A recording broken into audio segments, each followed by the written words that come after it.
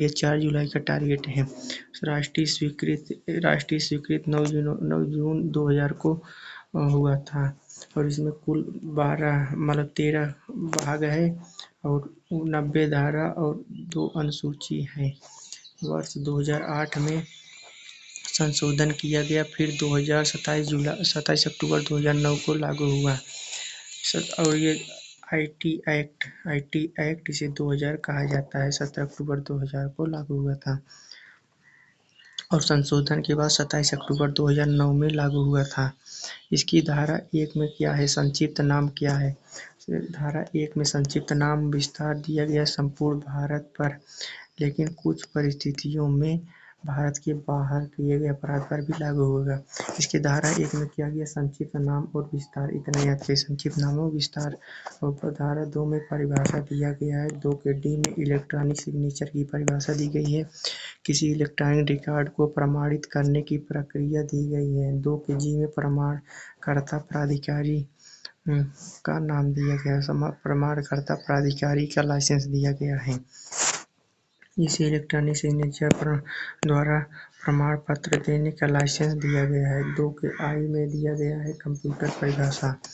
2 के आई में दिया गया कंप्यूटर परिभाषा एक इलेक्ट्रॉनिक, चुंबकीय, प्रकाशीय, ऑप्टिकल या अन्य डाटा संसाधन प्रणाली है जो भिन्न कार्यों के लिए उपयोग किया जाता है। Example: input, output, storage, communication, investment. परिभाषा कंप्यूटर की परिभाषा दी गई 2 के आई में। 2 आई में 2J में अब कंप्यूटर नेटवर्क की परिभाषा दिया गया है। 2 या 2 से अधिक कंप्यूटर आपस में जुड़ी होती हैं। 2J नेटवर्क, कंप्यूटर नेटवर्क की परिभाषा दिया गया है। इसमें 2 या 2 से अधिक कंप्यूटर आपस में जुड़ी होती हैं। और 2 के में पूछा जाएगा तो क्या दिया है, कंप्यूटर रिसोर्स दिया गया है। इसमें computer system, data, computer network, computer database, software आते हैं। 2NA में साइबर कैफे दिया गया है, जहां से जनता के कारोबार के साधारण अनुक्रम में किसी व्यक्ति द्वारा इंटरनेट की पहुंच के लिए स्थापित किया जाता है। 2 के टी में इलेक्ट्रॉनिक अभिलेख दिया गया है।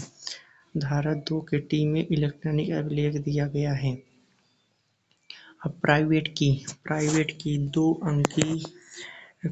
की किसे कहते हैं? 2 अंकीय चिन्ह सृजित करने के लिए प्रयोग की जाती है। कोई 2 अंकीय चिन्ह सृजित मतलब निर्माण करने के लिए की जाती है। पब्लिक की एक डिजिटल हस्ताक्षर प्रक्रिया को साझा करने के लिए सार्वजनिक कुंजी की आवश्यकता होती है अथवा अंकीय चिन्ह को सत्यापित करने के लिए प्रयोग की जाती है।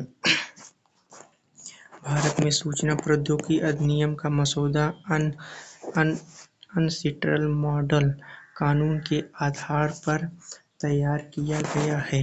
संयुक्त राष्ट्र महासभा का एक सहायक निकाय है। पब्लिक की सूचना प्रौद्योगिकी अधिनियम का मसौदा अनसिट्रल मॉडल कानून के आधार पर तैयार किया गया है। तमिलनाडु राज्य बनाम कट्टी को आईटी एक्ट 2000 के तहत पहला आपराधिक मामला माना गया है। तमिलनाडु राज्य बनाम सुभाष कट्टी को आईटी एक्ट 2000 के तहत पहला आपराधिक माना गया है। भारतीय प्रेस परिषद भारतीय प्रिंट मीडिया को नियंत्रित करता है। इसमें पूछा गया था, भारतीय प्रेस परिषद भारतीय प्रिंट मीडिया को नियंत्रित करता है। धारा 3 में क्या दिया गया है? धारा 3 में इलेक्ट्रॉनिक उपकरणों के प्रमाणीकरण से संबंधित यह उपकरण पब्लिक की, हैश फंक्शन, प्राइवेट की आदि से जुड़ा हुआ है। धारा 14 में और बीच में इम्पोर्टेंट है। धारा 14 में सिक्योर इलेक्ट्रॉनिक रिकॉर्ड, जैसे कोई भी चीज़ रिकॉर्ड कर लिया तो उसे सिक्योर करके रखना धारा 14 में दिया गया है। धारा 15 में दिया गया है सिक्योर इलेक्ट्रॉनिक सिग्नेचर से संबंधित है। जैसे मुदित भाई अगर ये वीडियो अगर देख रहे होंगे तो उनको बता देना कि ये वीडियो पर कोई कॉपीराइट ना डालेंगे तो हम कुछ दिन में इसे डिलीट कर देंगे। वैसे धारा 17 में नियंत्रक एवं अन्य अधिकारियों की नियुक्ति, केंद्र सरकार प्राधिकारियों की नियुक्ति करेगी। धारा 17 नियंत्रक व अन्य अधिकारियों की नियुक्ति केंद्र सरकार प्राधिकारियों की नियुक्त करेगी। धारा 18 में नियंत्रक के कार्य। धारा 18 के तहत नियंत्रक के कार्य हैं। धारा 19 में विदेशी प्रमाणकर्ता प्राधिकारी को मान्यता। विदेशी व्यक्ति को केंद्रीय सरकार के अनुमोदन से नियंत्रक लाइसेंस देगा। धारा 32 में लाइसेंस का प्रदर्शन दिखाना है। प्रत्येक प्रमाणकर्ता प्राधिकारी के लिए जरूरी है कि इसमें धारा 32 में प्रत्येक प्रमाणकर्ता प्राधिकारी के लिए जरूरी है कि वह अपना लाइसेंस को काम के स्थान पर दिखाए, जैसे लाइसेंस आसानी से देखा जा सके, जिससे धारा 32 में लाइसेंस का दिखाना है। और धारा 43 में कंप्यूटर सिस्टम आदि को कोई व्यक्ति नुकसान पहुंचाता है तो उसे दंड दिया जाएगा तथा जुर्माना नुकसान के अनुसार होगा। धारा 43 में डाटा को संरक्षित रखने में असफलता के लिए यदि कंपनी संरक्षित करने में फेल हो जाती तो जुर्माना भी होगा। धारा 43A के तहत। धारा 44 में यदि कंपनी नियंत्रक की जानकारी देने में असफल रहती है तो कंपनी को हर्जाना देगा। धारा 44 में दिया गया है। धारा 48 में दिया गया है साइबर। ये मूल विधि है यूपीएसआई के लिए क्लास है। ये धारा 48 में साइबर अपील प्राधिकरण गठन। धारा 48 साइबर अपील प्राधिकरण गठन केंद्र सरकार। और ये गठन किसके द्वारा होगा? केंद्र सरकार द्वारा।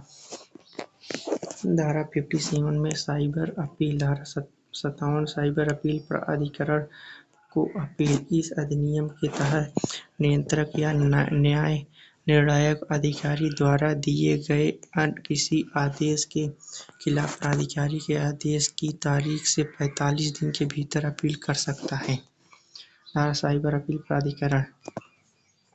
धारा 62 में साइबर अपील प्राधिकरण के खिलाफ उच्च न्यायालय की अपील है। धारा 62 में साइबर अपील प्राधिकरण के खिलाफ उच्च न्यायालय को अपील है। साइबर अपीली प्राधिकरण के आदेश के खिलाफ अपील दायर करने की समय सीमा 60 दिन है। अगर 60 दिन के बाद अगर साइबर अपील लाएंगे तो फिर नहीं लिया जाएगा। साइबर अपील प्राधिकरण के खिलाफ उच्च न्यायालय को अपील कर सकते हो। साइबर अपीली प्राधिकरण के आदेश के खिलाफ अपील दायर करने की समय सीमा केवल 60 दिन है।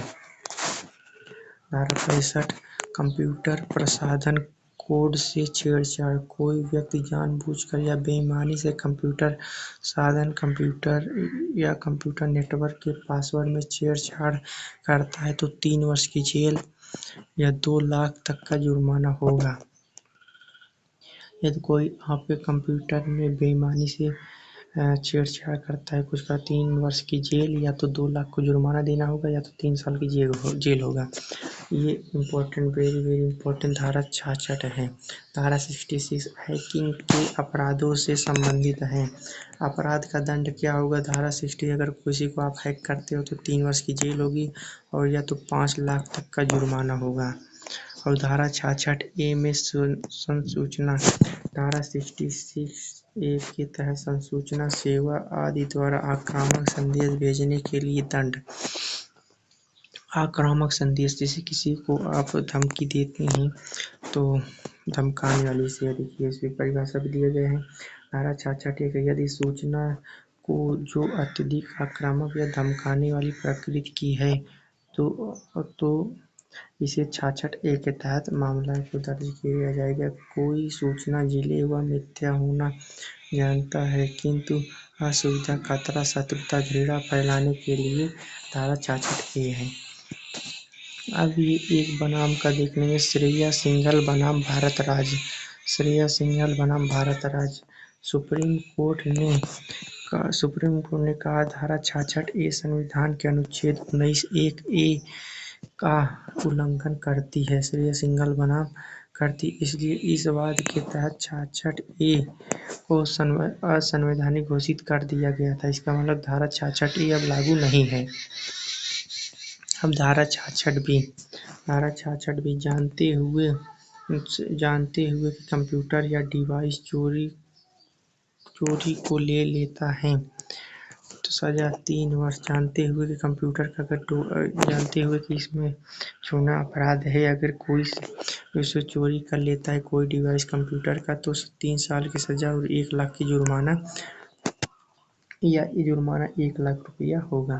धारा 66C में पहचान चोरी के लिए दंड। कोई व्यक्ति बेईमानी से किसी अन्य व्यक्ति की पासवर्ड, इलेक्ट्रॉनिक हस्ताक्षर या अन्य विशिष्ट पहचान चिह्न का प्रयोग करता है तो उसे धारा 66C पहचान चोरी, धारा 66C सी से चोरी, सी से चोरी, सी से चोरी, पहचान चोरी जैसे किसी दूसरे का अन्य व्यक्ति का पासवर्ड, इलेक्ट्रॉनिक हस्ताक्षर या विशेष पहचान चिह्न का प्रयोग करता है तो उसे धारा 66C के तहत 3 वर्ष का इसमें जुर्माना या 1 लाख रुपया देना होगा। धारा 66D धारा 66D कंप्यूटर साधन का उपयोग करके प्रतिरूपण द्वारा छल करने के लिए दंड। कंप्यूटर के माध्यम से छल करता है तो उसे 3 वर्ष का जेल या 1 लाख जुर्माना। कंप्यूटर संसाधन का उपयोग करके प्रतिरूपण द्वारा छल करने के लिए 3 वर्ष का जेल या 1 लाख का जुर्माना होगा। 66E एकांकता प्राइवेसी के अतिक्रमण के लिए दंड। यदि कोई व्यक्ति जानबूझकर किसी व्यक्ति के गुप्तांग का चित्र उसकी सहमति के बिना प्राइवेसी अतिक्रमण करता है 66E के तहत लिया जाएगा। इसमें प्राइवेसी का है तो सजा 3 वर्ष या जुर्माना 1 लाख रुपए है धारा 66E के तहत। धारा 66F साइबर आतंकवाद के लिए दंड। धारा 66 साइबर अपराध के लिए दंड। भारत की एकता, अखंडता, सुरक्षा या प्रभुत्व को खतरे में डालना के माध्यम से दंड आजीवन कारावास होगा। साइबर आतंकवाद किसी की एकता, अखंडता, सुरक्षा या प्रभुत्व को खतरे में डालना दंड या आजीवन कारावास की धारा 66F में दिया गया है। 67C अश्लील सामग्री का इलेक्ट्रॉनिक रूप से प्रकाशन करने का दंड। ऐसी सामग्री जो कामुकता बढ़ाती हो तो या किसी व्यक्ति को बदनाम करने के लिए किया गया प्रथम बार अपराध है 3 वर्ष या 5 लाख। दूसरी बार करने पर 3 वर्ष या 5 लाख रुपया देना होगा और या तो 5 वर्ष दूसरी बार अगर करता पकड़ा जाता है तो 5 वर्ष या 10 लाख रुपया देना होगा। अश्लील सामग्री धारा 67 अश्लील सामग्री इलेक्ट्रॉनिक रूप से प्रकाशन।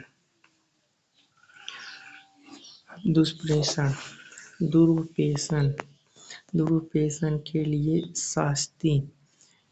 यदि कोई व्यक्ति नियंत्रण या प्रमाणकर्ता प्राधिकारी के समक्ष गलत तथ्य पेश करता है अपनी लाइसेंस या इलेक्ट्रॉनिक चिह्न प्रमाण पत्र प्राप्त करने के लिए तो उसे धारा 71 के तहत दुरुपयोग की शास्ति होगा। दंड इसमें 2 साल का जेल या 1 लाख रुपया जुर्माना देना होगा। धारा 72 गोपनीयता और एकाग्रता का भंग करना। यदि कोई गोपनीयता या एकांतता को भंग करता है, गोपनीय पुस्तक, इलेक्ट्रॉनिक अभिलेख, पत्राचार, व्हाट्सएप चैट, रजिस्टर, पत्राचार सामग्री प्रकट कर देता है तो 1 लाख का जुर्माना या 2 वर्ष की सजा होगी। धारा 74 फर्जी इलेक्ट्रॉनिक सर्टिफिकेट बनाना, फेक डॉक्यूमेंट बनाना, इसमें 2 साल का जेल और 1 लाख जुर्माना है। और ये सब धारा IT एक्ट 2000 के तहत ये सब धारा दर्ज किया जाएगा। धारा 78 अपराधों को अन्वेषण करने की शक्ति। अन्वेषण अधिकारी पुलिस निरीक्षक से नीचे का न हो। अपराधों का अन्वेषण जैसे अपराध कौन करता है उसकी जांच करने के लिए अन्वेषण अधिकारी पुलिस निरीक्षक से नीचे का न हो। IT एक्ट 2000 के तहत परिकल्पित कीपेयर में एक असममित क्रिप्टो प्रणाली की परिकल्पना की गई है जिसमें एक निजी कुंजी इसके गणितीय रूप से संबंधित है। साइबर स्पेस को इस अधिनियम के तहत परिभाषित नहीं किया गया है। अपराध के अन्वेषण की शक्ति। इसमें कौन जांच करेगा? इसमें पुलिस अधिकारी से नीचे का ना हो, पुलिस निरीक्षक अधिकारी से नीचे ना हो। आरटीआई 2010 परिकल्पित की पेयर क्रिप्टो प्रणाली की परिकल्पना की गई है। साइबर स्पेस को इस अधिनियम के तहत परिभाषित नहीं किया गया है। Article 43H article 43H internet घंटों की चोरी से संबंधित है। आर्टिकल 43H ये इम्पोर्टेंट है। इंटरनेट घंटों, जैसे कोई आपका इंटरनेट चोरी कर लेता है उसे 43H लागू होगा। 43H आरटीआई 2000 के 43H धारा 88 के तहत सलाहकार बोर्ड का गठन केंद्र सरकार करेगी। आर्टिकल 89 नियंत्रक का रेगुलेट करने की शक्ति। आर्टिकल 70A राष्ट्रीय नोडल एजेंसी का प्रावधान। सूचना प्रौद्योगिकी अधिनियम में परिकल्पित ई-गवर्नेंस ने कार्यात्मक तुल्यता दृष्टिकोण को अपनाया है। अब आ गया राष्ट्रीय सुरक्षा अधिनियम 1980। इसे अगली क्लास में करेंगे। आर्टिकल 9 1980। तो वीडियो देखने के लिए धन्यवाद। अगर ऐसे ही और वीडियो देखना हो